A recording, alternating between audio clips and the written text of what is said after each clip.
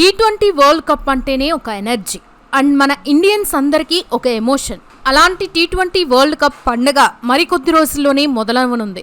కాబట్టి అసలు ఈ టీ20 వరల్డ్ కప్ అనేది ఎప్పుడు మొదలైంది, ఏ టీమ్స్ ఎన్నిసార్లు కప్ సాధించాయి, ఈ సంవత్సరం వరల్డ్ కప్లో ఉన్న టాప్ 10 టీమ్స్ ఏంటి, ఏ ప్లేయర్స్ తమ టీమ్స్కి ముఖ్యం కానున్నారు అనే విషయాల్ని వీడియోలో డీటెయిల్గా తెలుసుకుందాం.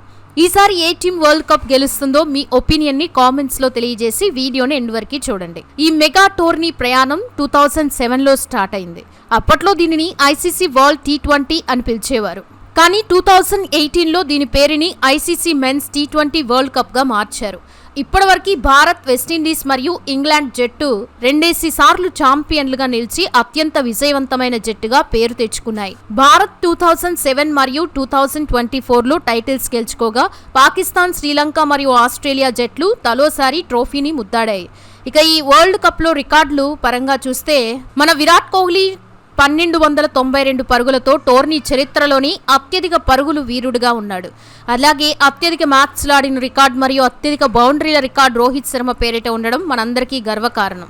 ఈసారి భారత్ తన సొంత గడ్డపై ఆడుతూ ఉండడంతో అంచనాలు ఆకాశాన్ని తాగుతున్నాయి. ఈ మెగా టోర్నీలో పోటీ పడబోతున్న టాప్ 10 టీమ్స్ గురించి మాట్లాడుకుంటే 10వ ప్లేస్లో నేపాల్ జట్టు నిలుస్తోంది. చిన్న జట్లలో నేపాల్ ఈసారి అత్యంత ఉత్సాహకరమైన జట్టుగా కనిపిస్తోంది. ముఖ్యంగా మన భారతీయుల మద్దతు వీళ్ళకి చాలా ఎక్కువగా ఉంది. ఇండియా మ్యాచ్ల తర్వాత అత్యధికంగా టికెట్లు అమ్ముడవుతున్నది నేపాల్ మ్యాచ్లకే అంటే మీరు అర్థం చేసుకోవచ్చు. వీళ్ళ జట్టుతో రోహిత్ పాడల్ కెప్టెన్గా, దీపేందర్ సింగ్ వైస్ కెప్టెన్గా కీలక పాత్ర పోషిస్తున్నారు. దీపేందర్ సింగ్ బ్యాటింగ్ మరియు బౌలింగ్ రెండిట్లోనూ అద్భుతంగా రాణిస్తున్నాడు.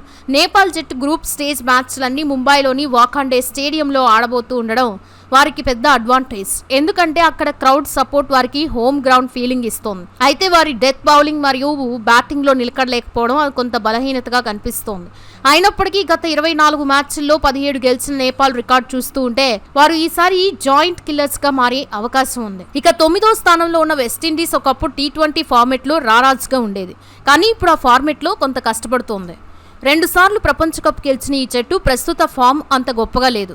గత 2 సంవత్సరాల్లో వారి విన్ పర్సెంటేజ్ కేవలం 32.6% మాత్రమే ఉంది. రోమన్ పోవెల్ మరియు షే హోవ్ వంటి వారు హిట్టర్లు ఉన్నప్పటికీ గతంలో ఉన్న క్రిస్ గేల్ లేదా పోలార్డ్ వంటి మ్యాజిక్ ఇప్పుడు కనిపించడం లేదు. వారి స్పిన్ బౌలింగ్లో అఖిల్ హుస్సేన్ మరియు గుడకేష్ మోతీ మంచి ఫామ్లో ఉన్నారు.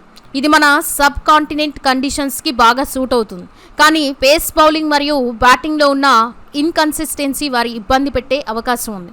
నేపాల్తో జరగబోయే మ్యాచ్ వెస్టిండీస్ సూపర్ 8 అవకాశాలని డిసైడ్ చేయబోతుంది. 8వ స్థానంలో ఆదిత్య జట్టు శ్రీలంక నిలుస్తోంది.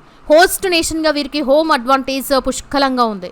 కానీ జట్టులో ఉన్న సెలక్షన్ కన్ఫ్యూజన్ వారికి మైనస్గా మారుతోంది. కెప్టెన్సీ మార్పులు మరియు మిడిల్ ఆర్డర్ వైఫల్యాలు శ్రీలంకను వేధిస్తున్నాయి. పుతం నిస్సాంక మరియు కుషాల్ మెండిస్ వంటి మంచి బ్యాటర్లు ఉన్నప్పటికీ వారు నిలకడగా రాణించాల్సి ఉంది. శ్రీలంక ప్రధాన బలం వారి స్పిన్ అటాక్. వనిందు హస్రంగా మరియు మహేష్ తీక్షణ వంటి క్వాలిటీ స్పిన్నర్లు ఏ జట్టునైనా 30 తిప్పలు పెట్టగలరు. ఆస్ట్రేలియా మినహా వారి గ్రూప్లో మిగతా జట్టు బలహీనంగా ఉండడంతో వారు సూపర్ 8కి సులభంగా వచ్చే అవకాశం ఉంది. కానీ ఆ తర్వాత ముందుకు వెళ్లాలంటే మాత్రం వారు తమ పేస్ బౌలింగ్ని మెరుగుపరుచుకోవాలి. ఇక 7th ప్లేస్లో మనందరినీ ఆశ్చర్యపరుస్తున్న ఆఫ్ఘనిస్తాన్ జట్టు ఉంది. ఇప్పుడు ఆఫ్ఘనిస్తాన్ చిన్న జట్టు కాదు, ఏ పెద్ద జట్టునైనా ఓడించగల కాంపిటేటివ్ టీం. వీళ్ళు గత టీ20 ప్రపంచ కప్లో సెమీఫైనల్ వరకు వచ్చి అందరినీ ఆశ్చర్యపరిచారు. రషీద్ ఖాన్ నేతృత్వంలో మహమ్మద్ నబీ, నూర్ అహ్మద్ మరియు ముజీద్ ఉర్ రెహమాన్ వంటి ప్రపంచ స్థాయి స్పిన్నర్లు ఆ జట్లో ఉన్నారు. చెన్నైలోని చెపాక్ స్టేడియంలో వారు 2 మ్యాచ్లు ఆడబోతూ ఉండడం వారికి పెద్ద ప్లస్ పాయింట్. ఎందుకంటే అక్కడ పిచ్ స్పిన్కి బాగా సహకరిస్తోంది. అయితే మిడిల్ ఆర్డర్ బ్యాటింగ్ మరియు పేస్ బౌలింగ్ ఇంకా బలపడాల్సి ఉంది. న్యూజిలాండ్తో జరిగే మ్యాచ్లో వారు గెలిస్తే సూపర్ 8కి వెళ్ళడం చాలా సులభమవుతుంది. ఇక 6th ప్లేస్లో సౌత్ ఆఫ్రికా ఉంది. గత ప్రపంచ కప్లో రన్నర్-అప్గా నిలిచిన ఈ జట్టు సారి కొంత ఇన్కన్సిస్టెంట్గా కనిపిస్తోంది. క్వింటన్ డికాక్, హెన్రిచ్ క్లాసెన్ మరియు డేవిడ్ మిల్లర్ వంటి పవర్ఫుల్ బ్యాటర్లు ఉన్నప్పటికీ టీ20 ఫార్మేట్లో వారి ఫామ్ ఆందోళన కలిగిస్తోంది. 2025లో వారి ప్రదర్శన మరీ ఘోరంగా ఉంది. విన్ పర్సెంటేజ్ కేవలం 41.4% మాత్రమే ఉంది. వారు ఉన్న గ్రూప్ డీని గ్రూప్ ఆఫ్ డెత్ అని పిలుస్తున్నారు. ఎందుకంటే అక్కడ ఆఫ్ఘనిస్తాన్ మరియు న్యూజిలాండ్ వంటి బలమైన జట్లున్నాయి. అహ్మదాబాద్లోని నరేంద్ర మోదీ స్టేడియంలో వారు తమ మ్యాచ్లు ఆడబోతున్నారు. ఇది వారికి కొంత కలిసొచ్చే అంశం. కానీ సఫారీలు సెమీఫైనల్ లేదా ఫైనల్ చేరాలంటే వారి ఫార్మెట్ స్విచ్చింగ్ సమస్యను అధిగమించాలి. ఇక 5th ప్లేస్లో పాకిస్తాన్ జట్టు ఉంది. ఈ జట్టు గురించి ఎంత చెప్పుకున్నా తక్కువే, ఎందుకంటే వారు ఎప్పుడు ఎలా ఆడతారో ఎవరూ ఊహించలేరు.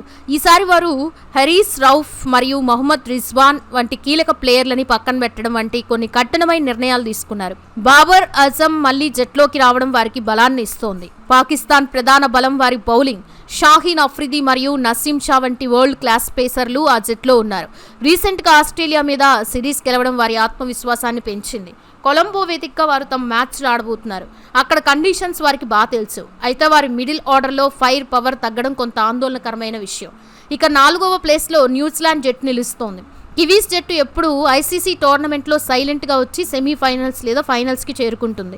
వారి జట్లో ఆల్రౌండర్ల డెప్త్ చాలా ఎక్కువగా ఉంది. మిచెల్ శాంట్రన్, ఇంకా గ్లెన్ ఫిలిప్స్ మరియు రచిన్ రవీంద్ర వంటి ప్లేయర్లు ఏ సమయంలోనైనా మ్యాచ్ స్వరూపాన్ని మార్చగలరు.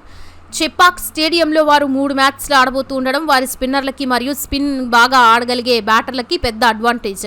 వాళ్ళ మిడిల్ ఆర్డర్లో కన్సిస్టెన్సీ లేకపోవడం ఒక బలహీనత. అయినప్పటికీ న్యూజిలాండ్ ఎప్పుడు డార్క్ హార్స్ లాంటిది. వారిని తక్కువ అంచనా వేయడం ఏ జట్టుకైనా ప్రమాదకరమే. 3వ స్థానంలో అత్యంత విజయవంతమైన జట్టు ఆస్ట్రేలియా ఉంది. ఐసీసీ టోర్నీలు అంటే ఆస్ట్రేలియా మైండ్ సెట్ వేరేలా ఉంటుంది. వారు ఛాంపియన్లా ఆడతారు. అయితే ఈసారి వారి మెయిన్ ప్లేయర్ ప్యాట్ కమిన్స్ గాయం కారణంగా దూరం కావడం ఆ జట్టుకి పెద్ద దెబ్బ. ట్రావిస్ హెడ్ మరియు మిచెల్ మార్ష్ వంటి ప్లేయర్లు ఓపెనింగ్లో రెచ్చిపోతే ఆస్ట్రేలియాని ఆపడం కష్టం. కానీ వారు స్పిన్ బౌలింగ్ని ఎదుర్కోవడంలో స్ట్రగుల్ అవుతున్నట్లు రీసెంట్ పాకిస్తాన్ సిరీస్లో స్పష్టమైంది. ఇక శ్రీలంక వేదికగా వారు తమ లీగ్ మ్యాచ్లు ఆడబోతున్నారు. అక్కడ స్పిన్ కీలక పాత్ర పోషించనుంది. వారి రీసెంట్ ఫామ్ కొంత తగ్గినప్పటికీ ఆస్ట్రేలియాను ఎప్పుడూ తక్కువ అంచనా వేయకూడదు. 2వ స్థానంలో డిఫెండింగ్ ఛాంపియన్ ఇంగ్లాండ్ నిలుస్తోంది. ప్రస్తుతం ఇంగ్లాండ్ జట్టు T20 ఫార్మెట్లో చాలా పటిష్టంగా ఉంది. ముఖ్యంగా వారి బ్యాటింగ్ డెప్త్ నెంబర్ 11 వరకు ఉంది. జోస్ బట్లర్, హ్యారీ బ్రూక్ మరియు ఫిల్ సాల్ట్ వంటి బ్యాటర్లు విధ్వంసం సృష్టించగలరు. వారి మైండ్ సెట్ ఇప్పుడు మరింత స్ట్రాంగ్గా మారింది. కేవలం దూకుడుగానే కాకుండా సిచ్యువేషన్కి తగ్గట్టుగా బ్యాటింగ్ చేస్తున్నారు. స్పిన్ బౌలింగ్కి ఎదుర్కోవడంలో మరియు డెత్ బౌలింగ్లో కొన్ని చిన్న లోపాలు ఉన్నప్పటికీ ఇంగ్లాండ్ ఈసారి కూడా ఫేవరెట్లలో ఒకటిగా కనిపిస్తోంది. గ్రూప్ స్టేజ్లో వారికి పెద్దగా పోటీ ఇచ్చే జట్లు లేకపోవడంతో వారు సులభంగా సూపర్ 8కి చేరుకోవచ్చు. ఇక అందరూ ఎదురు చూస్తున్న నెంబర్ 1 ప్లేస్లో మన టీమిండియానే ఉంది. ప్రస్తుతం ఉన్న ఫామ్ మరియు జట్టు బ్యాలెన్స్ చూస్తూ ఉంటే ఇండియా మిగతా జట్ల కంటే చాలా ముందుంది. సూర్యకుమార్ యాదవ్, హార్దిక్ పాండ్యా మరియు జస్ప్రీత్ బుమ్రా వంటి మ్యాచ్ విన్నర్లు ప్రతి విభాగంలోనూ ఉన్నారు. మన దగ్గర ఉన్న 11 మంది ప్లేయర్లు కూడా ఒంటి చేత్తో మ్యాచ్ గెలిపించగల సత్తా ఉన్నవారే. 2024 వరల్డ్ కప్ తర్వాత ఇండియా ఒక్క T20 సిరీస్ కూడా ఓడిపోలేదు మరియు మన విన్ పర్సంటేజ్ 80.5% ఉంది. ఈసారి భారత్ కప్ గెలిస్తే హోమ్ కంట్రీ వరల్డ్ కప్ గెలవలేదే అనే రికార్డుని చెరిపేయడంతో పాటు ఛాంపియన్షిప్ ని డిఫెండ్ చేసుకున్న మొదటి జట్టుగా చరిత్ర సృష్టిస్తుంది. ఇక ఫీల్డింగ్ లో చిన్న లోపాలు ఉన్నప్పటికీ మన బ్యాటింగ్ పవర్ ముందు అవేమీ నిలబడు. చివరిగా ఈ T20 ప్రపంచ కప్ కేవలం ఆటగాళ్ల మధ్య పోటీ మాత్రమే కాదు, వ్యూహాల మధ్య యుద్ధం.